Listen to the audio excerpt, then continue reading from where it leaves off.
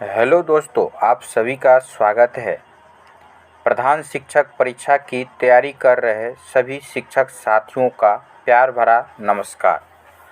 आज आप सभी के लिए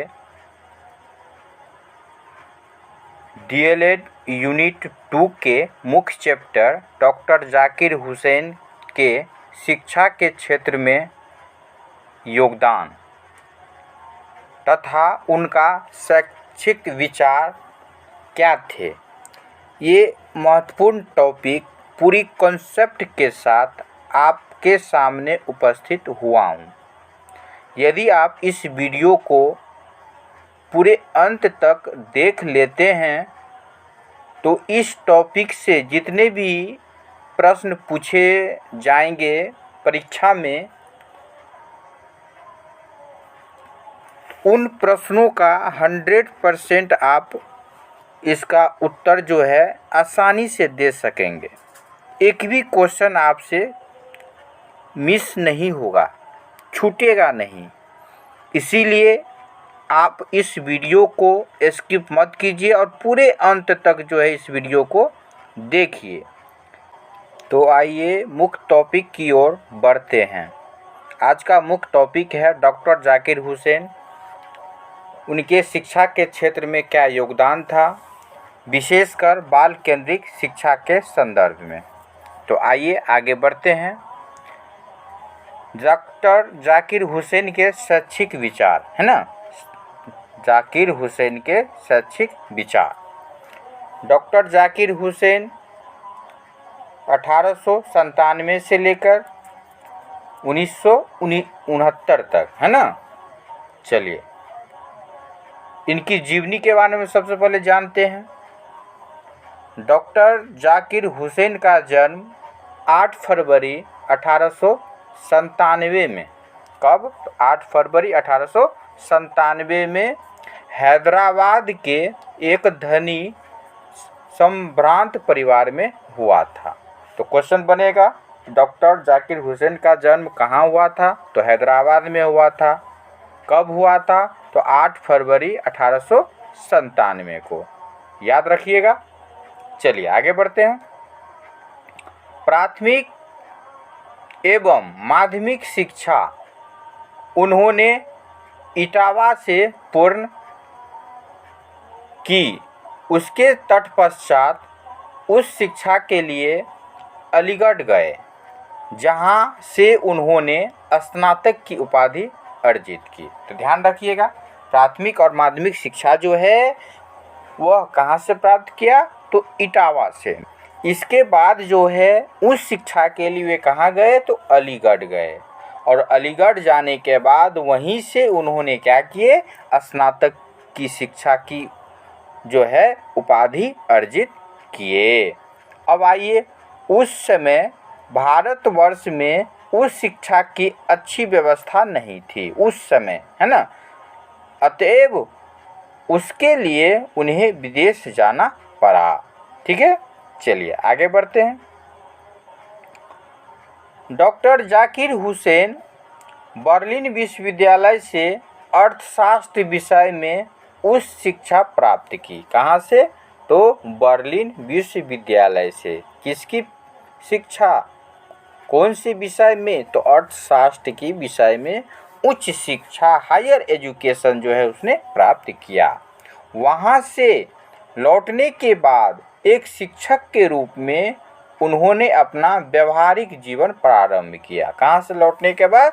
तो बर्लिन विश्वविद्यालय से अर्थशास्त्र की जो शिक्षा जो प्राप्त हो गई, तो होने के बाद जब वो वापस लौटे, तो वापस लौटने के बाद उन्होंने एक शिक्षक के रूप में उन्होंने अपना व्यवहारिक जीवन का क्या हुआ? प्रारंभ किए, है ना। चलिए आगे बढ़ते हैं। अब आगे आइए, क्या है कि 1920 ईस्वी में, कब? 1920 ईस्वी में डॉक्टर साहब के प्रयासों से, है ना, डॉक्टर साहब के प्रयासों से जामिया मिलिया नामक संस्था की स्थापना अलीगढ़ में की गई। तो क्वेश्चन बनेगा कि जामिया मिलिया नामक संस्था की स्थापना अलीगढ़ में हुई। कब हुई? तो 1920 ईस्वी में, जिसे बाद में दिल्ली में स्थानांतरित कर दिया गया ना। जामिया मिलिया विश्वविद्यालय को क्या कर दिया? बाद में जाकर दिल्ली में स्थानांतरित कर दिया। चलिए आगे बढ़ते हैं। डॉक्टर जाकिर हुसैन 1926 से लेकर 1948 तक इसी संस्था में कुलपति रहे। तो क्वेश्चन बनेगा कि जामिया मिलिया जो विद्यालय जो था, वो नामक जो संस्था था जो बाद में दिल्ली में स्थानांतरित हुआ, वहाँ के कुलपति कब से कब तक रहे? तो 1926 से लेकर 1948 तक। उनकी देखरेख में उनकी देखरेख एवं कुशल प्रशासन से वह संस्था उत्तरोत्तर उन्नति करती रही, है ना।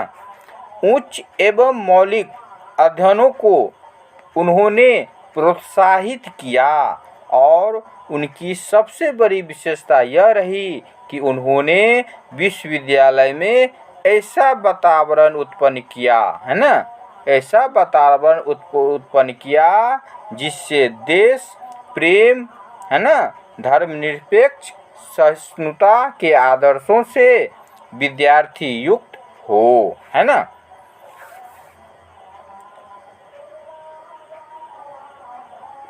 चलिए आगे बढ़ते हैं।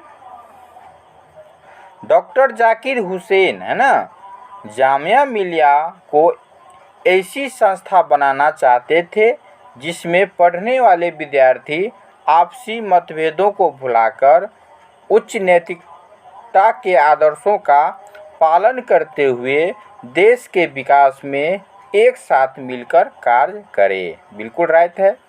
इस तरह की सोच डॉक्टर जाकिर हुसैन के थे। तो आज हम आप सभी के लिए पूरी 100% कॉन्सेप्ट देने का प्रयास किया हूँ, ताकि आप सभी का एक भी क्वेश्चन छूटे नहीं। इसीलिए मैंने आप सभी के लिए अथक प्रयास करके, मेहनत करके इस कंटेंट को जो है आपके लिए उपस्थित हुए हैं। यदि आप मेरी चैनल पर पहली बार आए हैं तो मेरी चैनल को ज़रूर सब्सक्राइब कर लीजिए और बेल आइकन को प्रेस कर लीजिए, ताकि मेरा अगला वीडियो अपलोड होने की सूचना सबसे पहले आप तक पहुंचे। तो चलिए सेशन को आगे बढ़ाते हैं। इसके बाद जो है डॉक्टर जाकिर हुसैन की विद्वता को परखकर 1937 में हरिपुरा कांग्रेस सम्मेलन में स्वीकार किए गए बेसिक शिक्षा ड्राफ्ट को मूर्त रूप देने के लिए जो हिंदुस्तानी तालीम संघ बनाई गई, उसका उन्हें अध्यक्ष बनाया गया। कब? तो 1937 में हरिपुरा कांग्रेस सम्मेलन में, है ना। कौन सी शिक्षा ड्राफ्ट हुआ था? तो बेसिक शिक्षा ड्राफ्ट, उसको मूर्त रूप देने के लिए, है ना। कौन सा संघ था? तो हिंदुस्तानी तालीम संघ, ध्यान रखिएगा। उसका क्या किया? उनको अध्यक्ष बनाया गया, उस संस्था का, उस संघ का, है ना। इस जिम्मेदारी को डॉक्टर जाकिर हुसैन ने, इस जिम्मेदारी को उन्होंने गंभीरता से लिया, है ना, गंभीरता से लिया तथा बेसिक शिक्षा मतलब नई तालीम को भारतीय परिस्थितियों में व्यवहारिक स्वरूप देने के लिए प्रतिवेदन तैयार किया, है ना। चलिए आगे बढ़ते हैं। यदि आप इस वीडियो को पूरे अंत तक देख लेते हैं तो मुझे नहीं लगता है कि इससे जितने भी क्वेश्चन पूछे जाएंगे परीक्षा में तो आप उसे मिस करेंगे या छोड़कर आएंगे। इसीलिए वीडियो को स्किप मत कीजिए, पूरे अंत तक देखिए और जितने भी मेन मुख्य बिंदु है तो वीडियो को पॉज करके आप उसको कॉपी पर नोट कर सकते हैं, लिख सकते हैं, रिवीजन के लिए आपको एग्ज़ाम के टाइम में जो है बहुत लाभ पहुंचाएगा। इसीलिए पूरे अंत तक जो है इस वीडियो को देखिए और अपनी कॉन्सेप्ट को क्लियर कीजिए। चलिए आगे बढ़ते हैं।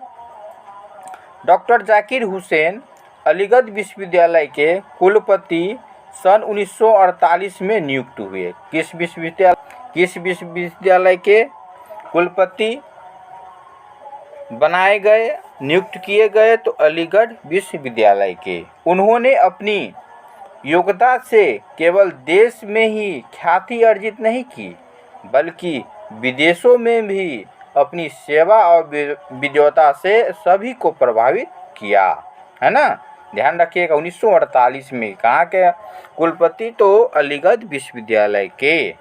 चलिए आगे बढ़ते हैं। वे 1955 से 1957 तक जिनेवा में, है ना, सभापति के रूप में रहे, है ना। 1957 में यूनेस्को के सदस्य भी हुए। तो यूनेस्को क्वेश्चन बनेगा, यूनेस्को के सदस्य कब हुए? तो 1957 में, है ना। और जिनेवा में सभापति के रूप में कब से कब तक रहे? तो 1955 से लेकर 1957 तक। अपनी क्षमता और योग्यता का परिचय जो है उन्होंने केवल शिक्षा के क्षेत्र में ही नहीं दिया, बल्कि राजनीतिक क्षेत्र में भी अपनी ईमानदारी और कर्तव्य निष्ठा के लिए वे प्रसिद्ध हुए। आप सभी को पता है कि ये डॉक्टर जाकिर हुसैन 1957 से 1962 तक, ध्यान रखिएगा, अभी जो बताए हैं कि डॉक्टर जाकिर हुसैन जो है 1957 से 1962 तक क्या रहे? तो बिहार के राज्यपाल रहे। क्वेश्चन बनेगा कि बिहार के राज्यपाल डॉक्टर जाकिर हुसैन कब से कब तक रहे? तो ध्यान रखिएगा 1957 से लेकर 1962 तक। इस दौरान उन्होंने अपनी अद्भुत कार्य शैली का परिचय दिया, जिसमें उसका सम्मान और अधिक बढ़ा, है ना। क्या बढ़ा? उनका मान सम्मान जो है और अधिक बढ़ा। चलिए आगे बढ़ते हैं। चलिए, इससे प्रभावित होकर उन्हें भारत का राष्ट्रपति चुना गया। जब वह बिहार के राज्यपाल बने तो उसका जो व्यक्तित्व की जो गरिमा थी, व्यक्तित्व जो था, उससे वह बहुत प्रभावित हुए। और वो प्रभावित होने के बाद उनको क्या किया? तो भारत का राष्ट्रपति चुना गया। तो डॉक्टर जाकिर हुसैन स्वतंत्र भारत के तीसरे राष्ट्रपति रहे, है ना। डॉक्टर जाकिर हुसैन की विद्वता से प्रभावित होकर देश विदेश में कई विश्वविद्यालयों ने उन्हें दिलीट की मानक उपाधि से जो है उनको क्या किया? सम्मानित किया। किन्हें? तो डॉक्टर जाकिर हुसैन को, है ना। चलिए आगे बढ़ते हैं। वे भारतीय जनतंत्र के सहज प्रहरी एवं जननायक थे। उन्होंने भारतीय संविधान की गरिमा के अनुरूप धर्म निरपेक्ष प्रजातांत्रिक मूल्यों के सृजन पर बल दिया। जीवन के व्यस्ततम क्षणों में भी उन्होंने अपने अध्ययन और लेखन कार्य को विराम नहीं दिया, है ना। पूरे तन मन और लगन के साथ जो है जितने भी शैली में वो गए, पूरे एकदम रम गए। चलिए आगे बढ़ते हैं। अब है, जाकिर हुसैन ने अपने जीवन काल में कई पुस्तकें लिखी, है ना। इनमें कुछ पुस्तक का नाम है, उसको आप वीडियो को पॉज करके कॉपी पर लिख सकते हैं। जरूर एक पुस्तक के नाम के बारे में जो है प्रश्न पूछे ही जाएंगे, इसीलिए आप लोग इसको जो है आप नोट कर सकते हैं। चलिए, इसका पहला जो बुक है कैपिटलिज्म, है ना, कैपिटलिज्म। इसके बाद है an essay in understanding education discourse. इसके बाद है शिक्षा, है ना। चौथा है educational construction in India, scale and methods of economics, ethics and the state, the dynamic university, ये सब डॉक्टर जाकिर हुसैन के द्वारा लिखी पुस्तक का नाम हुआ।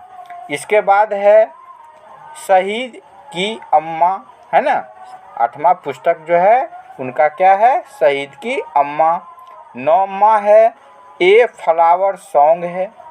10वां है अंधा घोड़ा।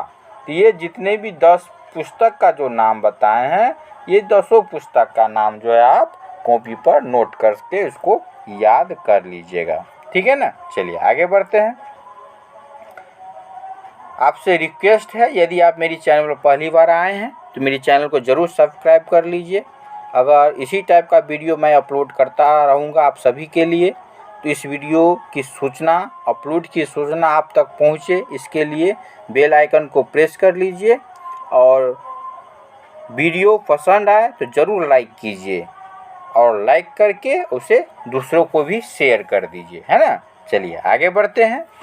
इसके अतिरिक्त उन्होंने कुछ पाश्चात्य विद्वानों की प्रसिद्ध पुस्तकों का अनुवाद जो है उर्दू में भी किया, जिससे उस ज्ञान को समान ज्ञान तक पहुंचाया जा सके। उसमें मुख्य रूप से रिपब्लिक, ध्यान रखिएगा, रिपब्लिक प्लेटो द्वारा लिखी गई पुस्तक का अनुवाद है। किसमें, तो उर्दू भाषा में, ध्यान रखिएगा।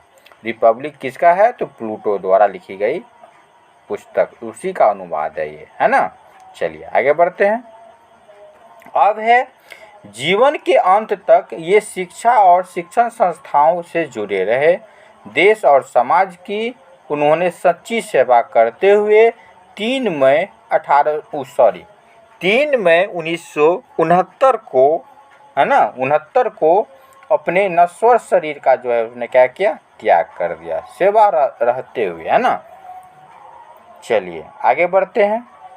अब आइए आगे क्या है, जाकिर हुसैन के शैक्षिक विचार के बारे में अब हम लोग अध्ययन करेंगे।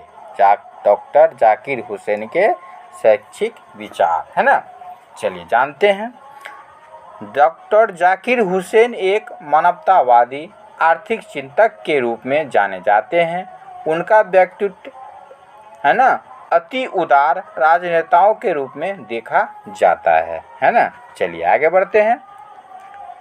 भारत के विकास के लिए शिक्षा को ये प्रमुख साधन के रूप में मानते थे। किसके लिए, तो भारत के विकास के लिए। लेकिन अंग्रेजी या पाश्चात्य ज्ञान विज्ञान को नहीं, वरन वह ज्ञान जो भारतवर्ष की आवश्यकता को पूरा करे। बिल्कुल राइट है। इस तरह की सोच जो है उनका था और उस पर वह पूरी तन और लगन के साथ उन्होंने काम भी किए। उनकी मौलिक सोच के कारण ही उन्हें हम शिक्षा के शास्त्री के रूप में देखते हैं। बिल्कुल सही है, शिक्षा शास्त्री के रूप में उन्हें हम लोग देखते हैं। किन्हें, तो डॉक्टर जाकिर हुसैन को। बेसिक शिक्षा का सिद्धांत यदि महात्मा गांधी ने तैयार किया तो उसे भारतीय परिस्थितियों में मूर्त रूप देने का कार्य उन्होंने किया। किसने, तो डॉक्टर जाकिर हुसैन ने मूर्त रूप देने का प्रयास किया, है ना। चलिए आगे बढ़ते हैं।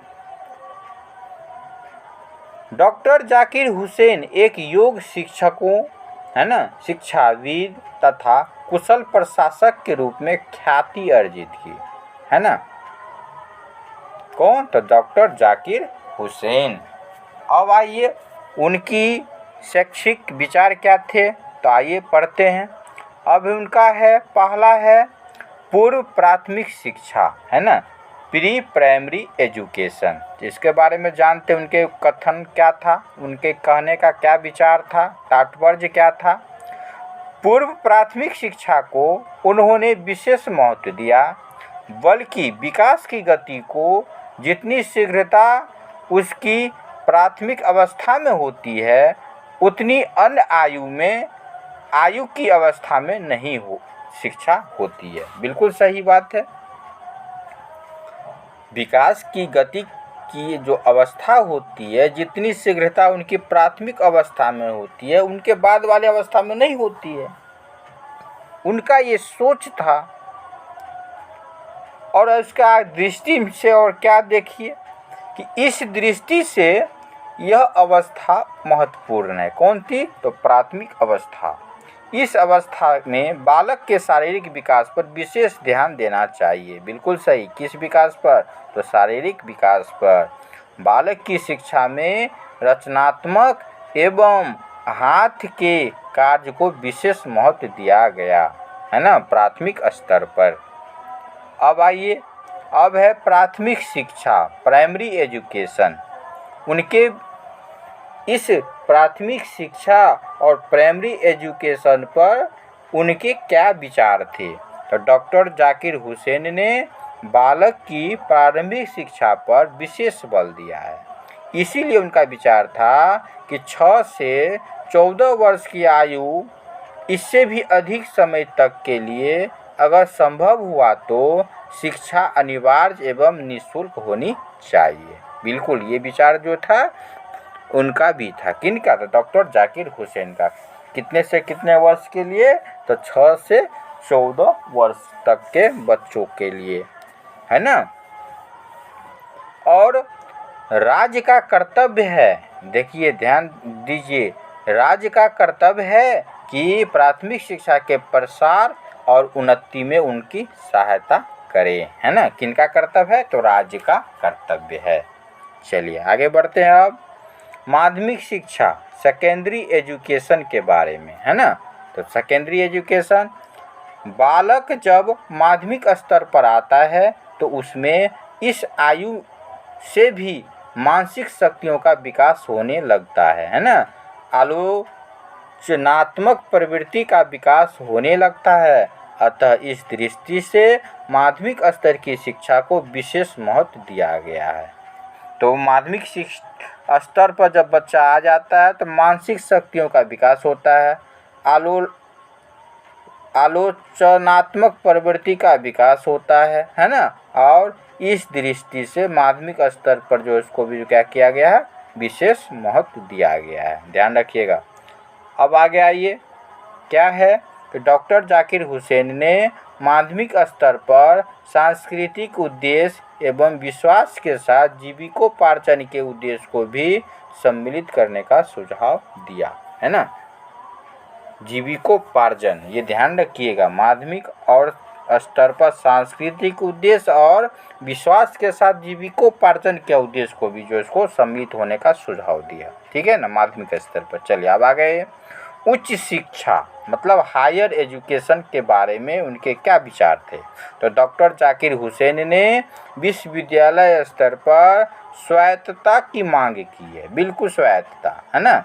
विश्वविद्यालय विचारों का घर माना है। अतः विद्यार्थी में स्वतंत्र रूप से खोज प्रवृत्ति का विकास हो, इसीलिए तो स्वायत्तता की जो है मांग किया गया, जिससे विद्यार्थी स्वतंत्र रूप से जो है उसकी खोज की प्रवृत्ति का क्या हो, विकास हो, है ना। चलिए आगे बढ़ते हैं। तो वीडियो आप लोगों को कैसी लग रही है, ज़रूर एक लाइक कर दीजिए। यदि तक मेरी वीडियो को लाइक नहीं किए तो ज़रूर एक लाइक कीजिए और एक प्यारा सा कमेंट कर दीजिए। चलिए इसी तरह का वीडियो मैं अपलोड करेंगे और करते रहेंगे ताकि आप लोगों की तैयारी बहुत ही अच्छे ढंग से हो सके और अपनी ऊंचाइयों को आप लोग छू सके। चलिए आगे बढ़ते हैं। अन्वेषण द्वारा नए नए ज्ञान की वृद्धि करें। किसके द्वारा? अन्वेषण। अन्वेषण मतलब खोज, है ना। चलिए आगे बढ़ते हैं। अब है विशेष शिक्षा, स्पेशल एजुकेशन के बारे में। तो डॉक्टर जाकिर हुसैन ने विशेष शिक्षा के अंतर्गत वैज्ञानिक शिक्षा पर विशेष रूप से बल दिया। देश की प्रगति विज्ञान द्वारा ही संभव है। किसके द्वारा ही? तो विज्ञान के द्वारा। अब आइए, शिक्षा का अर्थ किसके नज़र में? तो डॉक्टर जाकिर हुसैन के नज़र में। उनके शिक्षा के अर्थ क्या बताया गया? तो डॉक्टर जाकिर हुसैन शिक्षा को अनवरत चलने वाली प्रक्रिया मानते थे जो कभी रुकती नहीं है। बिल्कुल सही है, ये अनवरत चलती रहती है। जब तक मनुष्य जीवित रहती है तब तक वह लर्न करता ही रहता है कुछ न कुछ, है ना। इसीलिए अनवरत चलने वाली प्रक्रिया है। कौन सी? तो शिक्षा।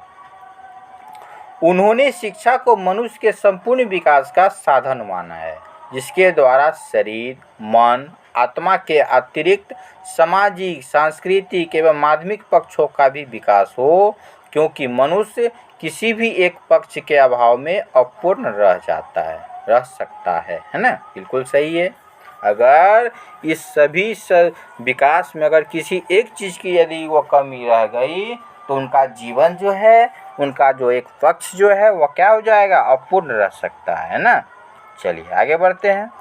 उन्होंने शिक्षा को परिभाषित करते हुए कहा है कि शिक्षा बालक की मानसिक एवं शारीरिक शक्तियों के विकास है, ताकि उसमें बाह्य जगत से सामंजस्य करने की क्षमता उत्पन्न हो जाए, है ना। क्या है कि शिक्षा बालक की मानसिक एवं शारीरिक शक्तियों के विकास है, ताकि उसमें बाह्य जगत से सामंजस्य करने की क्षमता उत्पन्न हो जाए, है ना। उनके ये विचार थे, अर्थ बताए हैं। चलिए आगे बढ़ते हैं। अब है कि महात्मा गांधी जी की तरह ही डॉक्टर जाकिर हुसैन ने शिक्षा के साध्य और साधन दोनों पक्षों को महत्वपूर्ण माना है। किसकी तरह? तो महात्मा गांधी जी की तरह ही। किसने? तो डॉक्टर जाकिर हुसैन ने।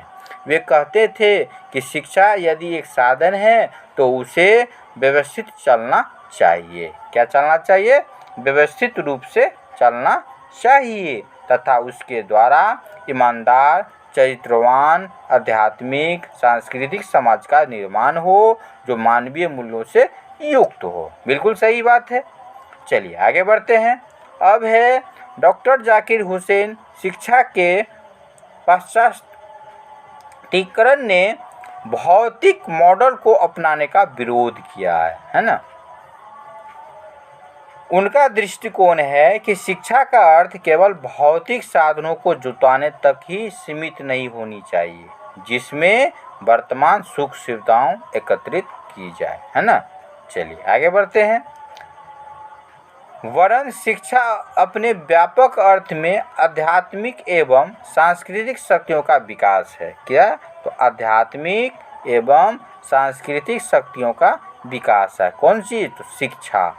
और इन शक्तियों के विकास के लिए मस्तिष्क का पूर्ण विकास जरूरी है। किसका विकास जरूरी है? तो मस्तिष्क का पूर्ण विकास जरूरी है। चलिए आगे बढ़ते हैं। अब है ये पाठ्यक्रम, है ना। पाठ्यक्रम के बारे में उनका क्या विचार था? तो पाठ्यक्रम में पुस्तकीय ज्ञान की अपेक्षा किया है ना। पुस्तकीय ज्ञान, क्रिया प्रधान शिक्षा को महत्व दिया है।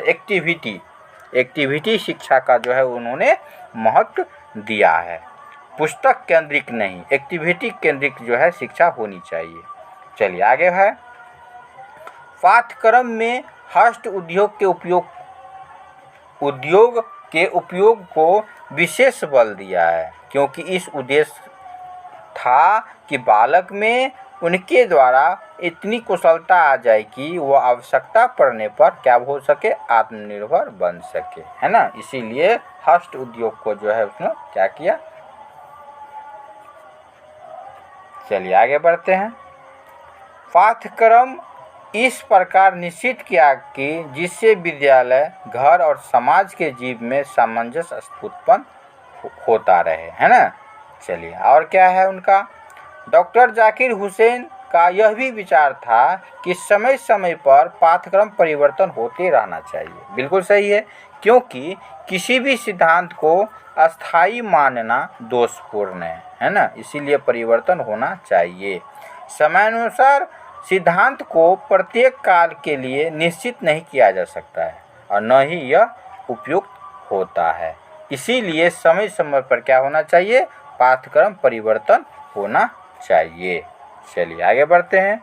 इसके अलावा उनका विचार क्या था कि पाठ्यक्रम के निर्माण में व्यक्तिगत भेद के सिद्धांत को महत्व देना चाहिए। व्यक्तिगत भेद के सिद्धांत को, क्योंकि आवश्यकताएं और क्षमताएं हर व्यक्ति की अलग अलग होती है। आवश्यकताएं और क्षमताएं, यदि तदनुरूप शिक्षा की व्यवस्था हो तो व्यक्ति अपनी रुचि भी लेता है और अपनी पूर्ण क्षमता का प्रदर्शन भी करता है ना।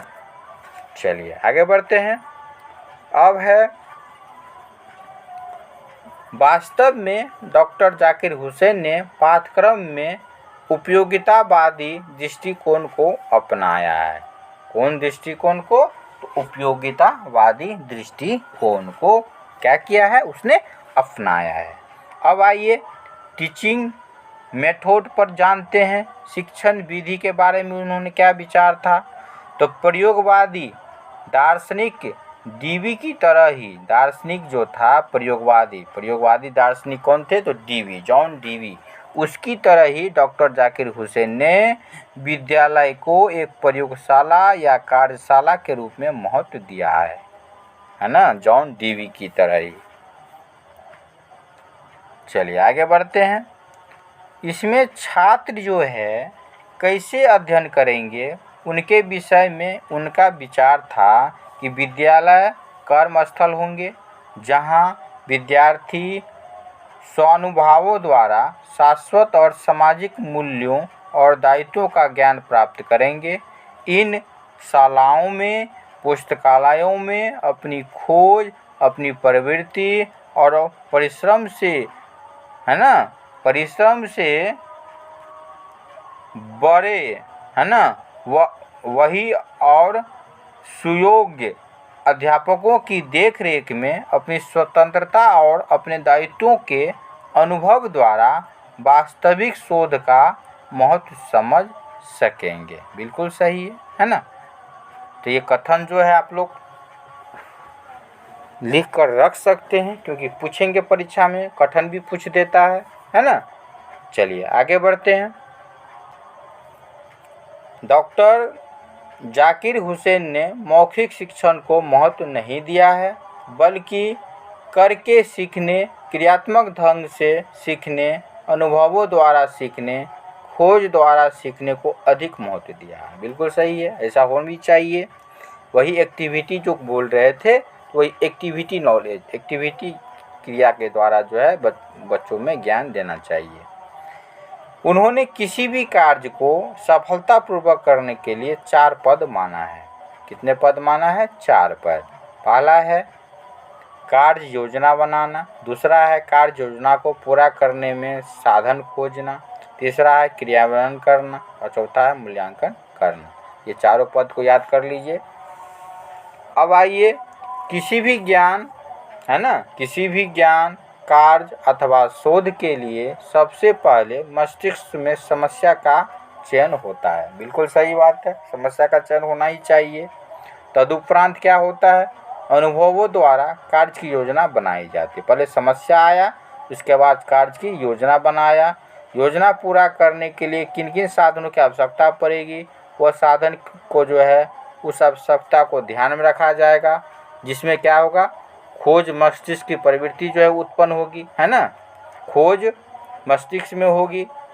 इसके पश्चात क्या होगा? उस खोज के साधन के साथ उसका क्रियान्वयन किया जाएगा। इस तरह उनके 4 पद जो है बताए गए हैं। चलिए आगे बढ़ते हैं। अंत में शिक्षा का कार्य यही है कि बनाई गई योजना कितना सफल रही या असफल रही, इसका मूल्यांकन किया जाता है अंत में। इस प्रकार से शिक्षण विधि में मस्तिष्क और शरीर मतलब हाथ दोनों का समुचित प्रयोग होता है। बिल्कुल करेक्ट है ना। चलिए आगे बढ़ते हैं। डॉक्टर जाकिर हुसैन ने शिक्षण विधि में सबसे अधिक डीवी के प्रोजेक्ट विधि को महत्व दिया। ध्यान रखिएगा, प्रोजेक्ट विधि किसने लाया था? तो जॉन डीवी ने। तो उसी प्रोजेक्ट विधि को जो है क्या किया? डॉक्टर जाकिर हुसैन ने भी उसका महत्व दिया। आदर्शवादी शिक्षण विधियों को केवल एक विशिष्ट ज्ञान आध्यात्मिक तक ही उपयोगी माना है। किसने? तो डॉक्टर जाकिर हुसैन ने। इस प्रकार स्पष्ट होता है कि शिक्षण विधियों की दृष्टि से डॉक्टर जाकिर हुसैन अपने को प्रयोगवादी दार्शनिकों को श्रेणी में लाकर खड़ा कर दिया है। बिल्कुल सही है। किसकी तरह? तो जॉन डीवी की तरह, है ना। इसी तरह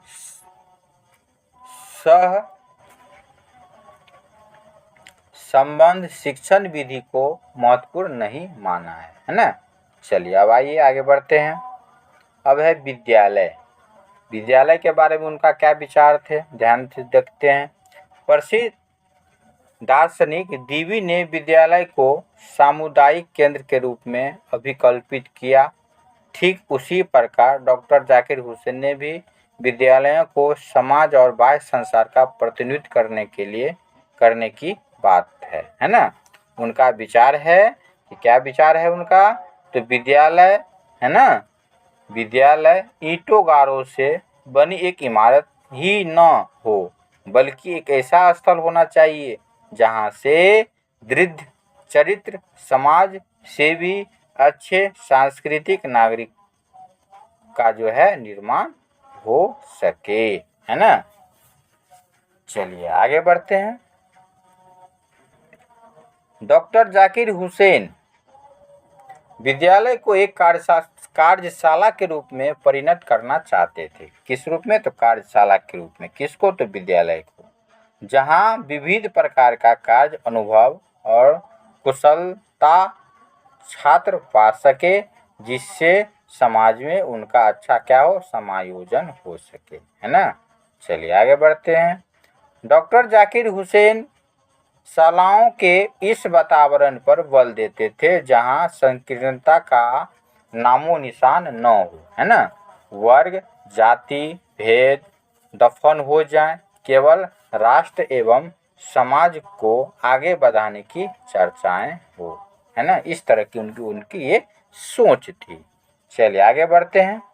विद्यार्थी केवल बंद चार दीवारी के अंदर का ही ज्ञान प्राप्त न करे, बल्कि बाह्य संसार के संपर्क करने के लिए उन्होंने दुनिया के उन तमाम चीज़ों का ज्ञान होना चाहिए जिससे विश्व समुदाय से किसी भी मायने से कम न हो।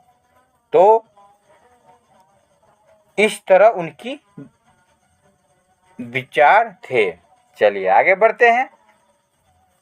आगे क्या है, अब डॉक्टर जाकिर हुसैन का विचार था कि भारतीय विद्यालय अपनी संस्कृति और सभ्यता का अनुसरण करें और व्यक्ति का विकास अपनी पृष्ठभूमि में ही करे। जिस प्रकार आज जो है सांस्कृतिक एवं सामाजिक मूल्यों में गिरावट आ रही है, उनका संभवतः जो है इसका संभवतः अनुमान विद्वान डॉक्टर हुसैन ने पहले ही लगा लिया था। बिल्कुल सही बात है। आजकल जो है बिल्कुल सामाजिक से लेकर सांस्कृतिक मूल्यों में गिरावट आ रही है, बिल्कुल सही आ रही है। तो आज का इसका सेकेंड पार्ट जो है सिर्फ ओनली प्रश्नोत्तर लेकर आएंगे इसी टॉपिक से आप सभी के लिए कम से कम 30 प्रश्नों का एक सेट लाएंगे जो परीक्षा की दृष्टि से बहुत महत्वपूर्ण होगा। तो इस वीडियो को ज़रूर देखिएगा। कल से परसों तक इस वीडियो को लोड कर देंगे, प्रश्नों का एक सेट, उसे देखकर अपनी तैयारी को और मजबूती प्रदान करेंगे आप लोग, है ना। चलिए आगे बढ़ते हैं। अब है स्टूडेंट, विद्यार्थी। डॉक्टर जाकिर हुसैन का विद्यार्थियों के प्रति दृष्टिकोण बड़ी ही मनोवैज्ञानिक रहा है। उन्होंने विद्यार्थियों पर बाह्य ज्ञान के थोपे जाने का विरोध किया है ना। चलिए आगे बढ़ते हैं। उन्होंने शिक्षा के द्वारा ऐसे विद्यार्थी की कल्पना की है जो स्वार्थी न हो, अपना ही विकास न करे, बल्कि समाज की सेवा के लिए अपना जीवन अर्पित कर सके। इस तरह का शिक्षा होनी चाहिए विद्यार्थियों में। चलिए और आगे है क्या है कि विद्यार्थी जो है शिक्षा को जीवन सुखी बनाने का ही साधन न माने, बल्कि उसमें उचित या अनुचित के विश्लेषण की क्षमता को भी होनी चाहिए, है ना। इस संदर्भ का उल्लेख उन्होंने किया। हमें सुख दुख का चुनाव नहीं करना है, बल्कि श्रेष्ठ और श्रेष्ठ चुनाव करना है, उचित और अनुचित में चुनाव करना है ना। यही सेवा और क्या है, सज्जा में चुनाव करना है ना। सज्जा में चुनाव करना है। चलिए आगे बढ़ते हैं। डॉक्टर जाकिर हुसैन का मत है कि शिक्षा के द्वारा ही बालक के शरीर, मन, इंद्रियों तीनों को संतुलित विकास होता है। ध्यान रखिएगा, किन किन का? तो शरीर का, मन का और इंद्रियों का। तो आज का यह टॉपिक आप लोगों को, ये कंसेप्ट आप लोगों को कैसा लगा ज़रूर कमेंट करके बताइए। और इससे रिलेटिव 30 प्रश्नों का एक सेट जो है लाएंगे आप सभी के लिए कल से परसों तक। तो इस प्रश्न का सेट देखने के लिए मेरी चैनल को सब्सक्राइब कर लीजिए, बेल आइकन को प्रेस कर लीजिए। बेल आइकन को प्रेस करने से आपको यह सुविधा मिलेगी, यह लाभ मिलेगा कि जैसे ही मेरी वीडियो अपलोड होगा तो जस्ट उसका आपको नोटिफिकेशन पहुंच जाएगा। वीडियो कैसी लगी ज़रूर कमेंट करके बताइए। और वीडियो को अभी तक आपने लाइक नहीं किया तो लाइक ज़रूर कर दीजिए और दूसरों को भी शेयर कर दीजिए। धन्यवाद।